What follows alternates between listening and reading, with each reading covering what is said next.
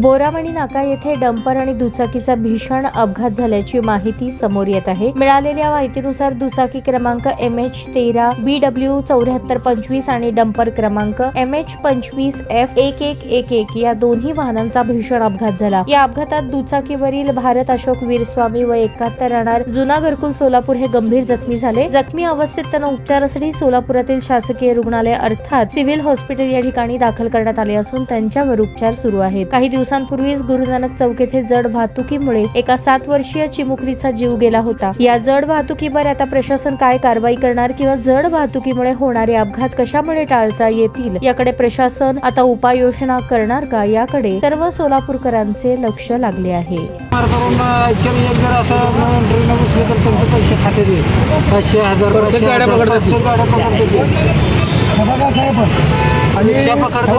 ॲम्ब्युलन्सला काय ना तेव्हा मात्र या पोलीस घटना झाल्यावर नंतर पत्रकार आपले आले, पण नंतर आम्ही त्यांना उडकतो बाबा पत्रकारांनी आम्ही बोलाव असं न्यूज हे ते कोण नसतं तिथं रिक्षावाले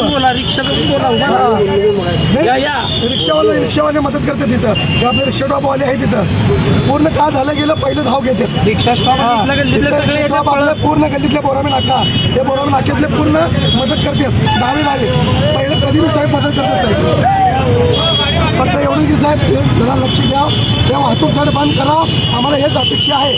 गरीब पोरे मरू नये, काम करून खाणारे हातावरचे पोट आहेत, आता त्याचा हात गेलाय सांगा आता का असेल त्याची परिस्थिती, त्याच्या घरची परिस्थिती, त्याची आई मुलगी मुलगा आता एक सांगा लागलो त्यांच्या हातात का पोट असेल आता त्याच्यावर फॅमिली असेल का नाही आहे खायचं त्याच्यावर तर आता ते कशाला तर गेलं असेल कामासाठी झालं साहेब। आता घटना अशी झालेली ते ड्रायव्हर पळून गेलेला आहे, ते सीसी कॅमेरा इथं आहे, मेन ट्रॉफिक साहेबाचं काम आहे ते लक्ष द्या, सीसी कॅमेरा इथं आहे त्याच्यावरून काढावं।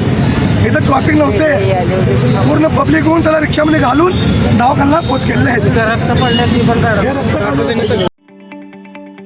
ताज्या बातम्या पाहण्यासाठी प्राईम महाराष्ट्र न्यूज चॅनलला सबस्क्राईब करा।